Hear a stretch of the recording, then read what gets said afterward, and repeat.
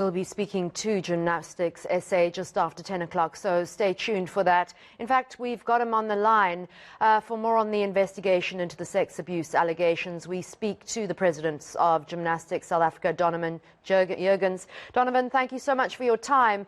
I saw this report yesterday, and having listened to those young gymnasts testifying about Larry Nassar, the US coach, I felt just ill. I mean, it's just the perfect condition for a predator or a pedophile to operate, and so sad.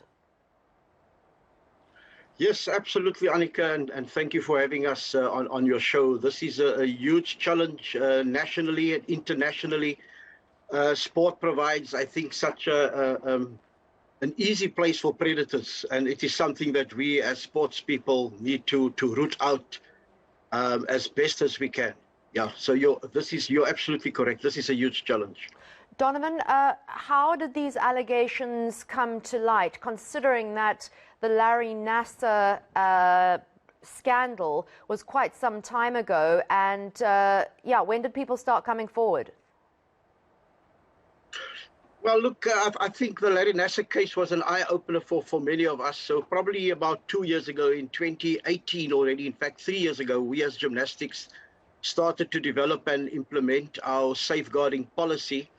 And in terms of this policy, we encourage people, even with old cases that, that obviously happened before our time, to come forward. And it's in this context that this case was also reported, So yeah, so we've started training our coaches, we've started vetting our coaches, and then we've started to hear cases as well. So fortunately, we didn't hear too many cases. And of course, now this particular case, the person has been arrested as well. Donovan, when did this case come to light, and when or why has it only been acted upon now? No. This is not the first time we're acting on this case. This case came to light more than a year ago, and then we did, in fact, act on the case. We had hearings, and without going into too much detail, we advised the alleged victim that they should go to the police, because there's only so much a federation can do, obviously. We are not the police. We're not equipped to investigate rape charges, etc. So no, this is not the first time we heard of this case, and it definitely not that we're only acting on this now. But it is something that sport as a whole needs to tackle, and we need more resources. This is not something we as federations can do alone. What kind of support is being given to the survivor of, you say, an allegation of rape? Yeah, once again, and I think it's an important point that we're going to need the media to support us on. This is very difficult for individual and small federations with very little resources to take on. This is a highly specialized field.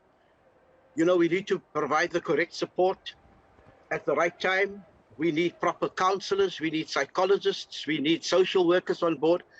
We simply don't have that resources. So what we do is we try and form partnerships. So for example, you may be aware of an organization called Women and Men Against Child Abuse. We try and get them on board. There are teddy bear clinics. We've worked with an organization called The Guardian. So that is the kind of support we try and facilitate. But I do think in this country we need a special unit that can assist us federations, especially the small ones, to deal with cases like this and provide professional and ongoing support. Very quickly. But from our side, we have tried the best, but we need more.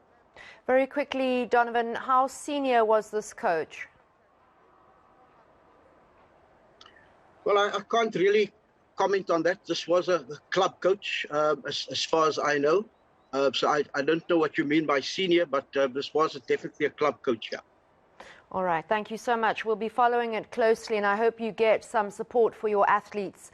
It's a devastating state of affairs, and one that I think that has probably been shrouded in silence for far too long. Donovan Jurgens, Gymnastics SA, thank you so much for joining us. Still